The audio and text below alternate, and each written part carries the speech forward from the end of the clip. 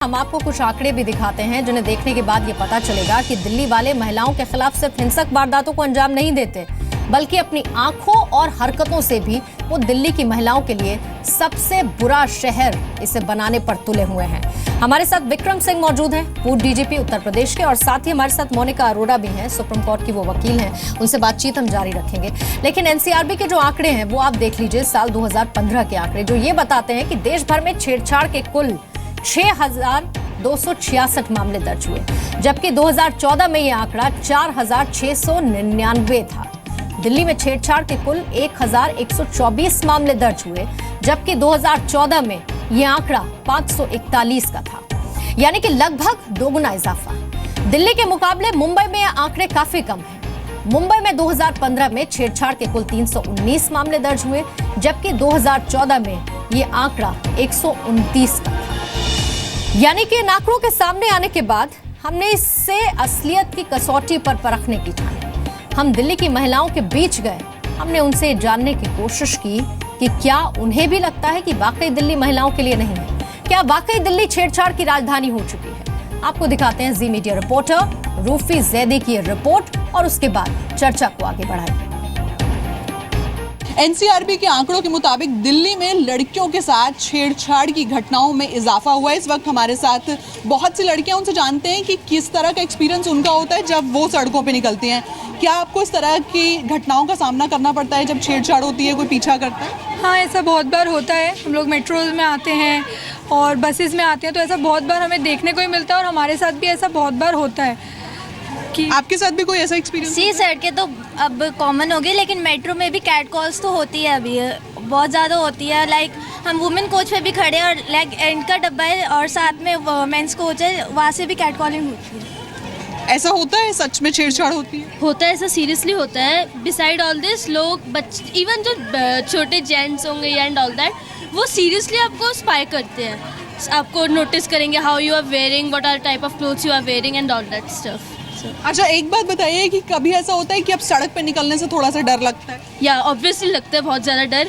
कभी भी आप जा रहे होगे, आपको हमेशा ये रहता है आप अच्छा आपको ऐसे कपड़े नहीं पहनने। Even I am coming to college, so हमें ध्यान रखना, आपको शॉर्ट्स में नहीं आना, आपको कैप्रीज में नहीं आना, एंड आपको अट्रैक्टिव नहीं इतना लगना, आपको नॉर्मल रहना है, look like a student, don't like अ। क्या आप भी ऐसे सोचते हो कि अटेंशन ग्रैब ना हो जाएगा? हाँ, ऐसा होता है। मतलब थोड़ा ही हो, लेकिन माइंड में पीछे रहता है कि हाँ ज़्यादा अटेंशन ग्रैब ना हो, ताकि पीछे से कैट कॉलिंग लाइक। कभी सिक्योर फील नहीं होता जब सड़क पे? नहीं, कभी भी नहीं। सुबह के टाइम भी हमें सेफ फील नहीं होता और हमारे पेरेंट्स भी इसी डर में रहते हैं कि हम सेफली कॉलेज पहुंच रहे हैं नहीं पहुंच रहे।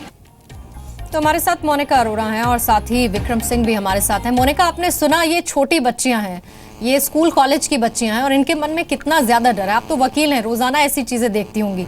छेड़खानी सोचिए, जिसे कोई बहुत मेजरली अपराध के तौर पर नहीं देखता है, लेकिन मुझे लगता है कि हर दूसरी लड़की उससे रोजाना दो चार होती होगी।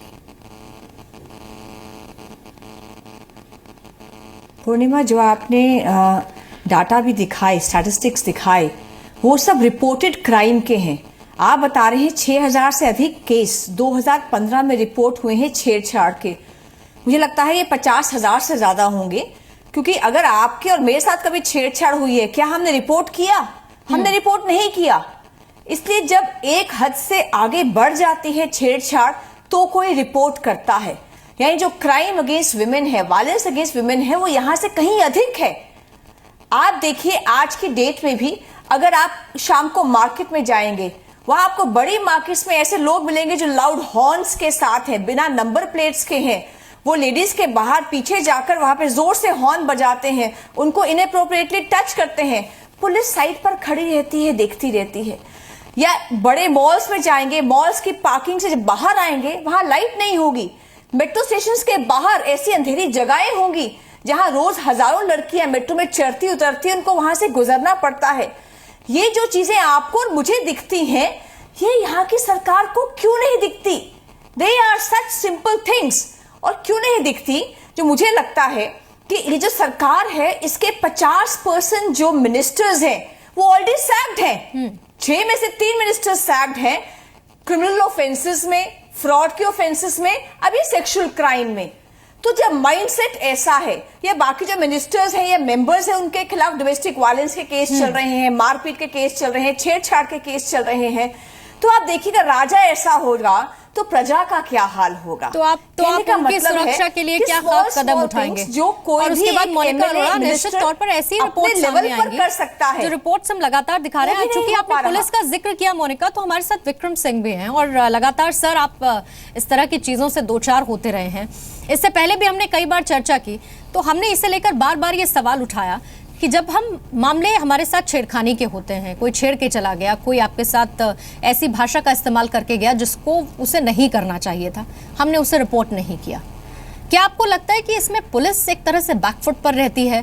पुलिस को और ज्यादा संवेदनशील होने की जरूरत है? और बार बार जब भी हम पुलिस के साथ बातचीत का जिक्र करते हैं, इंटरैक्शन की बात करते हैं, तो बार बार संवेदनशीलता ये शब्द जरूर इस्तेमाल होता है सर, यानी कि कुछ चीजें लैक करती हैं वहां पर। आपका एक्सपीरियंस क्या कहता है? पूर्णिमा जी, मोनिका जी की बातों को आगे बढ़ाते हुए मैं ये निवेदन करूंगा कि जिस उप संस्कृति में पुलिस कार्य करती है, उसमें भी जो एक प्रोएक्टिव और आक्रामक रुख होना चाहिए कि जीरो टॉलरेंस हमारी तरफ से है, वो बहुत कम दिखाई पड़ता है। बल्कि नगण्य, बड़े कम ऐसे अधिकारी, महिला अधिकारी हैं जो इसमें कहर बन के टूट पड़ते हैं अपराधियों के ऊपर। मोनिका जी ने कहा जो अंधेरे रास्ते हैं, जहां पर संवेदनशील स्थान है, जहां छेड़खानी होती है, क्या वहां पेट्रोल कार लगाना, वहां पे पिकेट लगाना महिला कर्मचारियों के साथ, क्या यह संभव? ये रॉकेट साइंस है, लेकिन आप वहां नहीं लगाएंगे। थाने पर जब एक पीड़िता जाती है तो पुलिस वाले इसको उपहास में, सामान्य शब्द नहीं, उपहास में लेते हैं। बल्कि यहां तक भी ऐसे दृष्टांत हैं, पुलिसकर्मियों ने एक व्यंग्यात्मक बातें ऐसी कही कि अगर पुलिस ये लड़के या कुछ लुत्फ ले लेते हैं तो उसमें बुराई क्या है? मैं समझता हूं कि पुलिस अधिकारियों को भी ऐसे अधिकारियों के जो असंवेदनशील हैं, अप्रशिक्षित हैं, जिनका प्रति उत्तर और जिनका रिस्पॉन्स बहुत ही नकारात्मक है, उनके विरुद्ध प्रभावी दंडात्मक कार्रवाई करनी चाहिए। पूरी फोर्स में अगर आप बात करें तो टेंटेटिव, अगर हम इसकी बात करें,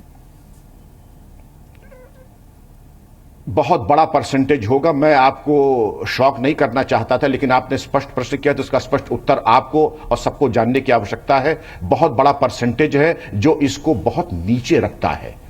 निर्भया कांड के बाद यह रखा गया था व्यवस्था कानून में, 13 क्रिमिनल लॉ अमेंडमेंट एक्ट के बाद, ऐसे पुलिस अधिकारी जो इस दिशा में प्रभावी कार्रवाई न करेंगे उनके विरुद्ध भी प्रथम सूचना यानी FIR पंजीकृत की जाएगी। तब से लेके आज तक पूरे उत्तर प्रदेश में केवल एक FIR कायम हुई है, तो क्या मान ले कि रामराज्य आ गया है? और इसीलिए ये तो एनसीआरबी के आंकड़े जब आते हैं तब चौंकाते हैं विक्रम सिंह, और तब हम इन पर चर्चा करते हैं और हम ये सोचते हैं अब कुछ बदलेगा, लेकिन बदलता कुछ नहीं है। मैं लौटूंगी आपके पास, आंकड़े हम लगातार दिखा रहे हैं और दिल्ली की हमने बात की, लेकिन मुंबई की अगर आप बात करेंगे तो 2014 के मुकाबले 2015 में वहां भी छेड़छाड़ के 2 गुने मामले दर्ज हुए। हमने मुंबई के लोगों के बीच भी जाकर इस असलियत का पता लगाने की कोशिश की। वहां पर हमारे संवाददाता कविता शर्मा हैं, उनकी रिपोर्ट आपको ये जरूर देखनी चाहिए। लड़कियों और महिलाओं के लिए देश की आर्थिक राजधानी देश की राजधानी से ज्यादा सुरक्षित, और ये एनसीआरबी के आंकड़ों ने एक बार फिर साबित कर दिया है कि मुंबई दिल्ली की अपेक्षा ज्यादा सेफ है। हमारे साथ मुंबई की कुछ लड़कियां हैं, उनसे जानना चाहते हैं कि वो किस तरीके से देखती हैं, क्या छेड़खानी और स्टॉकिंग के जो मामले हैं वो दिल्ली की अपेक्षा कम है, इनका क्या एक्सपीरियंस रहा है, इनका ओपिनियन जानने की कोशिश करते हैं। आप अपना नाम बताओ और ये बताओ कि आप ये जो आंकड़े हैं आपको लगता है कि बिल्कुल सही भी हैं, मुंबई दिल्ली की अपेक्षा ज्यादा सेफ है? या Mumbai is safer than Delhi, as parents are not worried कि घर पे मतलब रात को बाहर जाएंगे देन टू इट्स ओके। और कंपैरेटिव दिल्ली में लोग बाहर नहीं जाते हैं बिकॉज उनको पता है बाहर क्या होता है। So I feel Mumbai is safer than Delhi. खुलेआम छेड़खानी का कभी सामना करना पड़ा है कि आप रास्ते से जा रही हैं, किसी ने गाड़ी रोकी और आपके साथ छेड़खानी शुरू कर दी, ऐसा कोई एक्सपीरियंस रहा? नहीं, ऐसा कुछ नहीं होता है मुंबई में। Basically people don't even have a time to look at each other, so it's a very good and safe city actually. I believe that, and police are very good over here. अगर आप जाके उनको बोल रहे हो कि आपको परेशान कर रहे तो एक्शंस आर टेकन सीरियसली। उनका अप्रोच अच्छा होता है, बिकॉज दिल्ली पुलिस और मुंबई पुलिस की अपेक्षा अगर आप कंपेयर करेंगे, आपने देखा होगा, अप्रोच आपको यहाँ पर ज़्यादा फ्रेंडली लगता है? Of course, yes. We find this approach more friendly. Like they take action seriously and very quickly, and उन लोग बहुत जल्दी मतलब फाइंड करने की भी कोशिश करते हैं और अरेस्ट भी करते हैं, चाहे 1 या 2 दिन के लिए, एटलीस्ट जेल में डालना ही बड़ी बात होती है उनको। मुंबई में मैं आराम से 1 बजे ट्रेन से भी वापस अकेली आ चुकी हूँ और कोई इश्यूज़ नहीं था। पेरेंट्स भी बहुत सेफ फील करते हैं कि हाँ बच्चे ठीक से घर पहुँच जाएंगे। बट मैं जिस टाइम पे दिल्ली जाती हूँ और दिल्ली से अगर 9:30 बजे घर से बाहर निकलो, बहुत मुश्किल काम हो जाता है क्योंकि पेरेंट्स मानते ही नहीं। अगर आप अपने फ्रेंड्स या फैमिली के साथ भी जाओ तो फिर कार में ही जाना पड़ता है। That's what they feel is safe and sometime car भी नहीं, निकलना ही नहीं है घर 9:30 के बाद। तो Mumbai I feel is very safe.